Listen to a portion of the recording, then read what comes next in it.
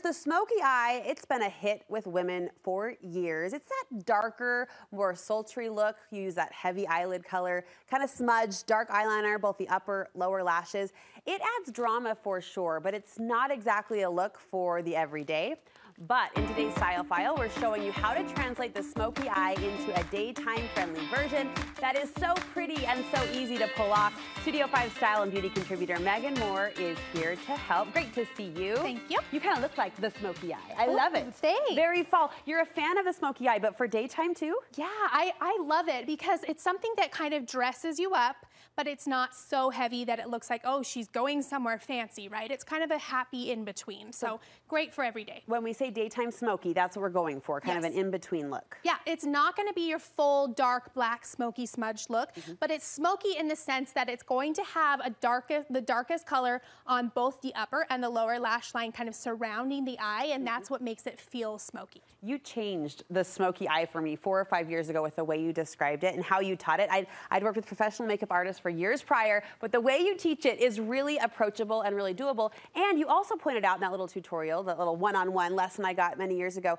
that you can do it with any color. It doesn't have to be the black. Yes, I think black is what people naturally think, but any kind of darker color works great. And for daytime, I would pick something lighter, like a brown or a burgundy or a lighter gray, so that it feels, you know, softer and more approachable for daytime. And I'm looking at products from Walmart, so no super fancy tools or you don't have to spend a lot at all. I love a palette like this one. This one is by Profusion, and it's called the Minimalist Palette. Look how pretty. Beautiful colors. The reason I love this is because it does have so many options. There's 35 in there, but you can really clearly see there's lights, there's mediums, and there's darks. And so we're going to know exactly what we're looking for when we establish this pattern. So I definitely love that. And then on the other side of things, we're going to also bring in some really affordable brushes that are going to help with the pattern as well. These are also by Profusion. They're $4 each.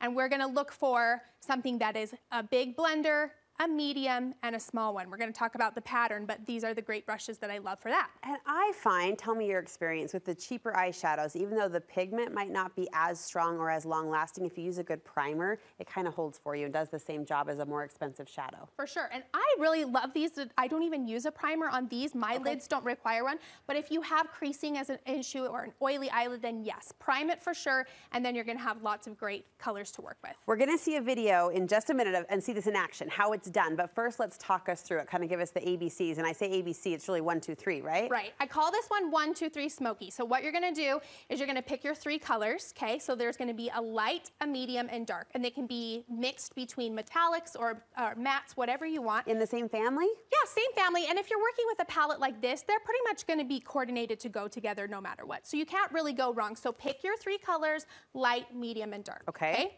Then we're going to go talk about our brushes. So again, I talked about a large one, a medium one, and a small one. And we're going to kind of start with the biggest, our big blender. It's going to diffuse the color because it's big and fluffy, so it's going to spread it out really nicely. Our medium shader is going to kind of do a little bit less blending. It's going to put the color on, but it won't move it as much.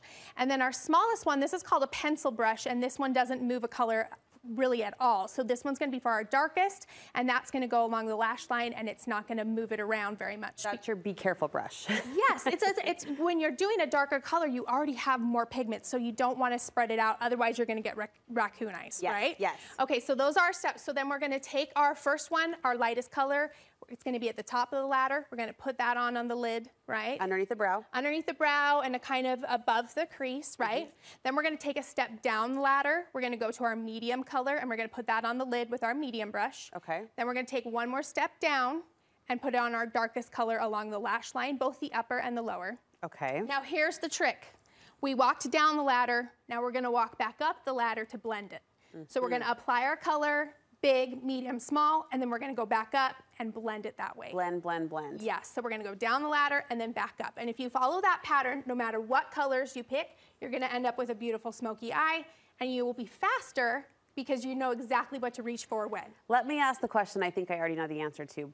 True or false? Blending is key for a good smoky eye. It is. It needs to be blended. It needs to have a great gradation. But the great thing about using 3 different brushes is there's, well, 2 things. One, if we're not mixing colors, we're not going to get muddy, right? So sometimes when we use the same color, same 2 colors on the same brush, they get muddy. So that's going to be great there. And when we have these different brushes designed to do different things, They do the work for you, and you don't have to do anything.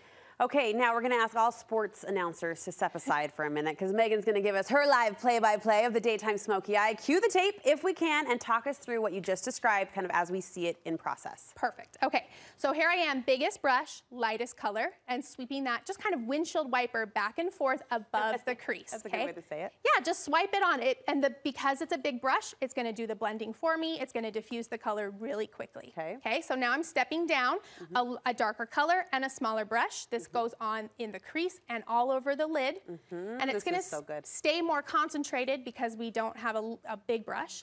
Now I'm going even darker. This is a brown color, keeping it down around the lash line, okay, on both sides, and you can notice it's that tiny pencil brush, so it's not blurring that color out. It's staying right where I put it. Still see all three colors too. Exactly, which is what you want.